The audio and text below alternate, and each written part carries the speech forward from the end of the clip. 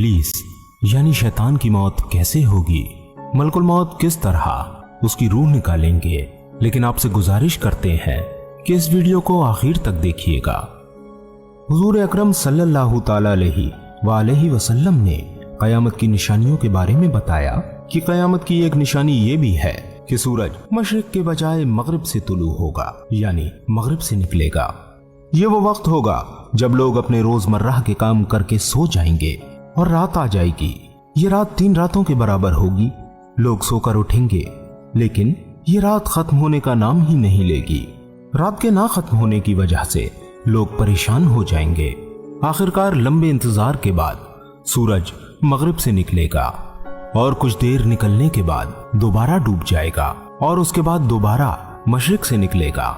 ये मंजर देखकर शैतान दहाड़े मार मार कर रोएगा, चिल्लाएगा। शैतान को इस तरह रोते देखकर उसके चेले उससे कहेंगे, हजरत हमने आपको कभी इस तरह रोते नहीं देखा, आज क्या हो गया? वो कहेगा, तुमने नहीं देखा, सूरज मगरिब से तुलू हो गया, ये मेरे मौत की निशानी है। काब बिन अहबार रजी अल्लाह ताला अन्हु ने फरमाया कि जब कयामत आएगी तब लोग आम दिनों की तरह बाजार में मशगूल होंगे। अचानक एक जोरदार धमाका होगा जिससे बहुत से लोग बेहोश हो जाएंगे या फिर मर जाएंगे। अल्लाह ताला मलकुल मौत से फरमाएगा, मैंने आज तुमको तुम्हारे मददगार फरिश्तों के बराबर कुव्वत और ताकत दे दी।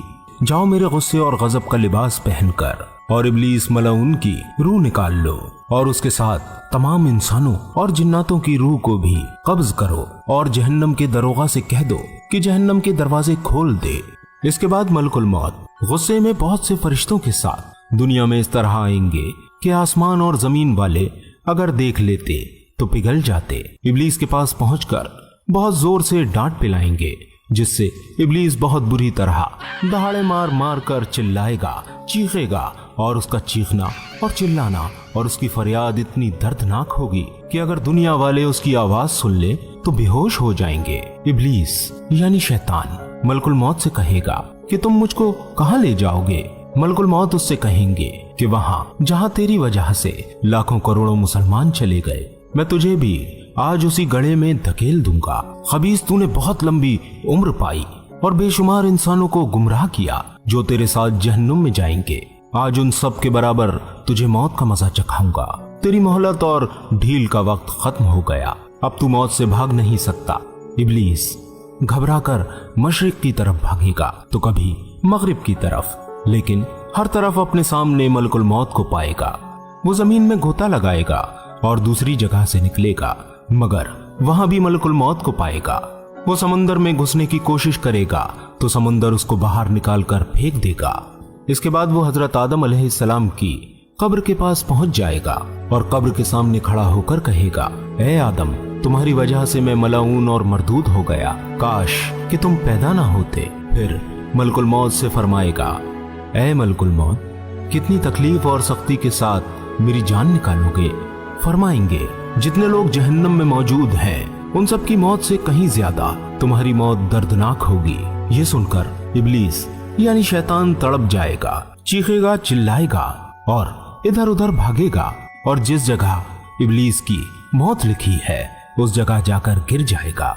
वो जगह आग के अंगारों की तरह सुर्ख होगी और वहाँ जहन्नम की संडासियां लगी होंगी। उन संडासियों से तड़पा तड़पा कर उसकी जान निकाली जाएगी। हजरत आदम अलैहिस्सलाम और हव्वा अलैहिस्सलाम से कहा जाएगा, जरा अपने दुश्मन को तो देखो किस तरह जिल्लत के साथ मर रहा है।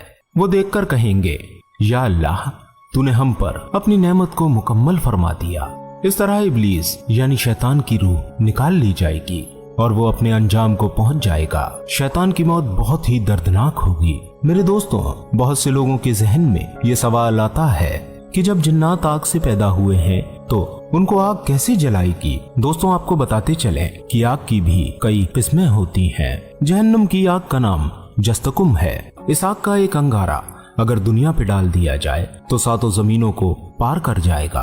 और जिन्नात जिस आग से बने हैं उस आग का नाम अफसुफाफू है। ये आग की ऊपरी लपट में से है और उस अल्लाह के लिए एक आग से दूसरी आग को जलाना क्या मुश्किल है, जिसने पूरी कायनात को बनाया, जो खारे पानी में से मीठे पानी को निकाल देता है। बेशक